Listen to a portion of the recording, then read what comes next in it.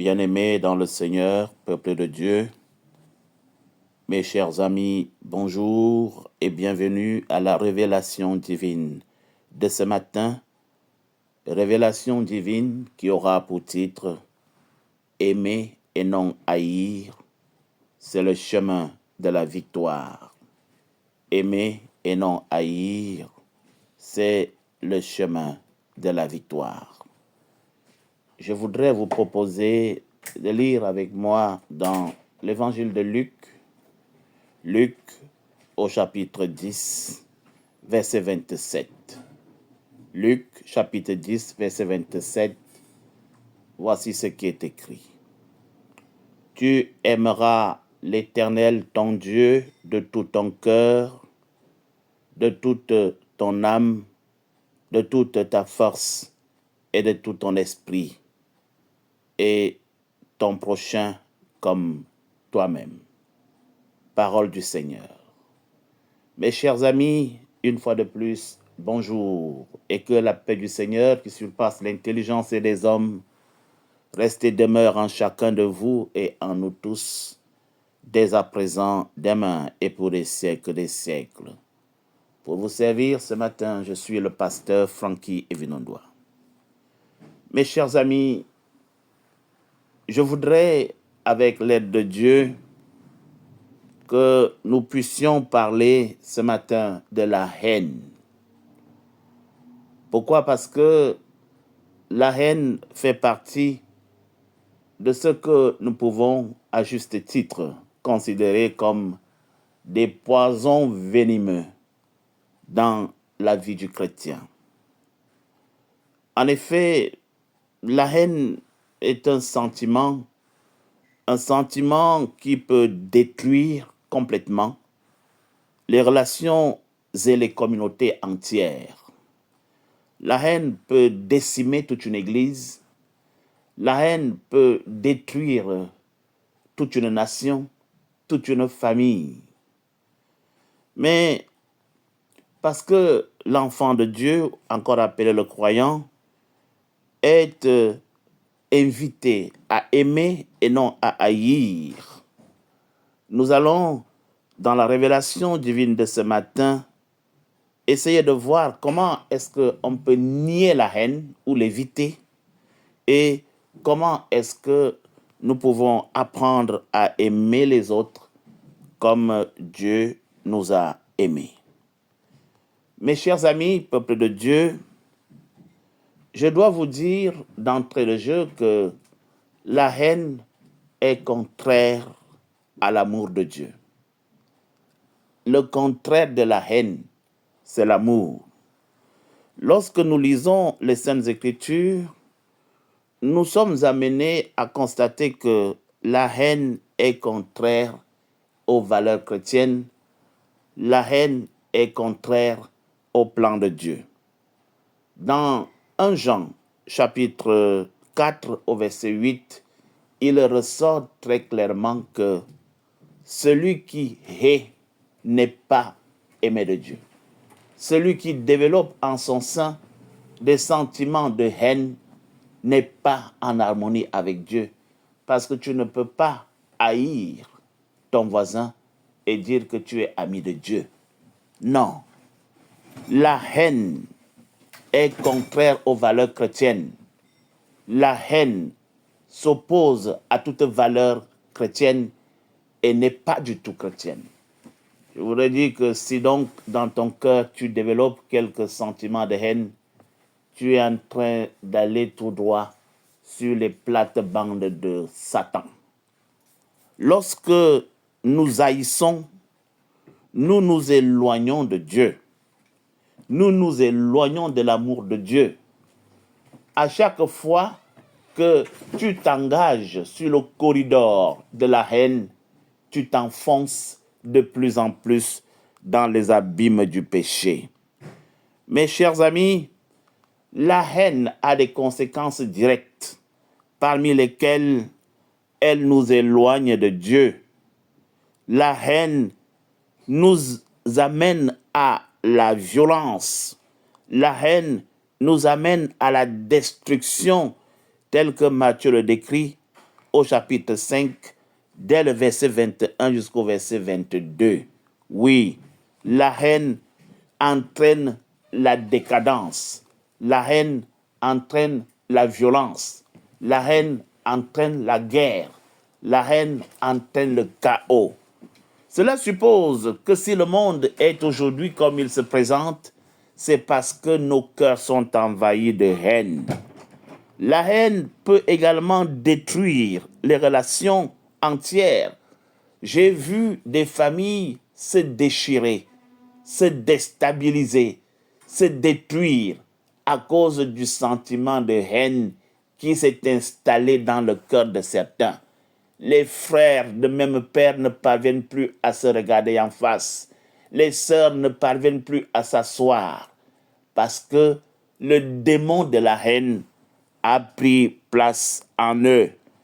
Nous devons donc, parce que nous sommes chrétiens, nous battre pour annuler les effets de la haine, pour nier les effets de la haine, pour fuir la haine comme on fuit la peste. C'est pour cette raison qu'il y a un certain nombre de leviers que tu dois utiliser pour que tu sortes de cette gangrène que nous appelons la haine, parmi lesquels le pardon.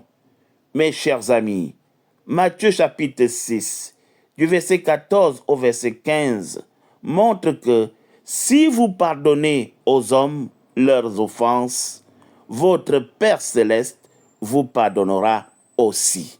Il faut donc que tu apprennes à pardonner, que tu t'exerces à pardonner si tu veux sortir de l'engrenage fatal de la haine. Apprends à pardonner. Exerce sur toi à pardonner.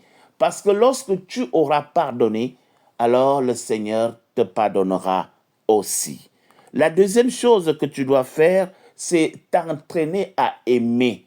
Il faut que tu, comme ton cœur est dur comme pierre, il faut que tu apprennes à aimer. Luc, au chapitre 10, verset 27, nous dit, « Tu aimeras ton prochain comme toi-même. » Essaye. Je sais que ce n'est pas évident, mais essaye de chasser en toi ces ressentiments. Essaye de bousculer en toi cette puissance qui t'amène à haïr les autres. Et essaye autant que possible d'aller vers ceux qui ne t'aiment pas, de pardonner à ceux qui te font du mal, de prier pour ceux qui te calomnient. Essaye, car ce n'est que par ces essais, ce n'est que par cette volonté délibérée que tu réussiras à sortir de la peste que nous appelons la haine.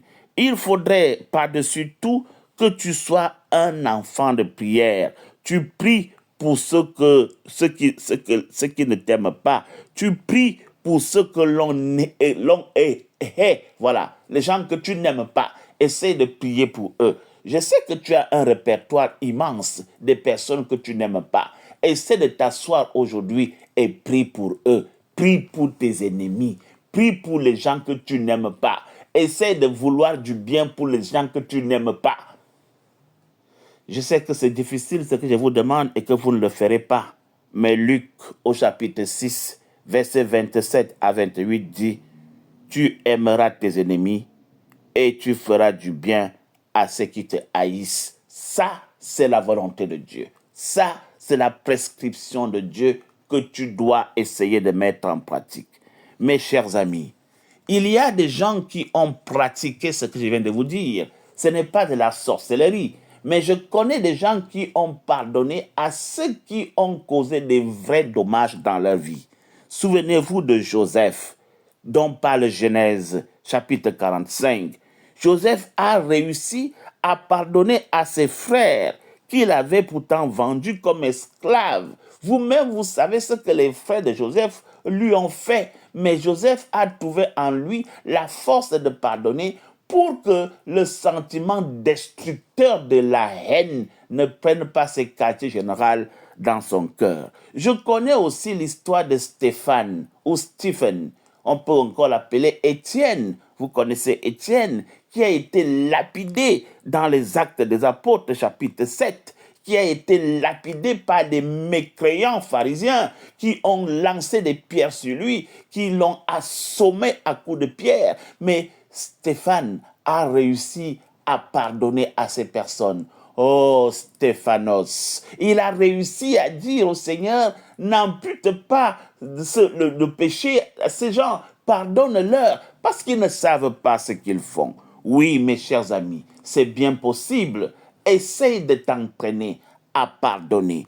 Essaye de t'entraîner à lutter contre ce sentiment de haine qui envahit ton cœur. Cible quelques-uns de tes ennemis. Essaye de prier pour eux. Essaye d'intercéder pour eux. C'est ça que le Seigneur appelle vouloir. Quand on veut, tout devient possible. Essaye et le Seigneur te donnera la force pour que tu y parviennes. Que peut-on dire en définitive? Je voudrais dire que la haine est un sentiment qui peut détruire les relations, qui peut détruire les familles. La haine est un sentiment qui met notre Église dans cette piteuse situation dans laquelle nous sommes. Mais parce que nous sommes des croyants, nous sommes invités à aimer et non à haïr. Nous sommes invités à abandonner la haine et à épouser plutôt l'amour. Et pour cela, il faut pardonner. Il faut pardonner.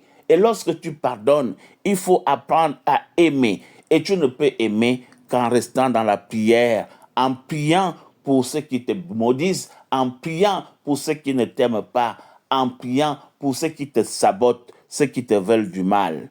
Nous pouvons ainsi, par ces pratiques, nier la haine, annihiler le pouvoir de la haine et mener des vies qui sont beaucoup plus compatibles à la volonté de Dieu.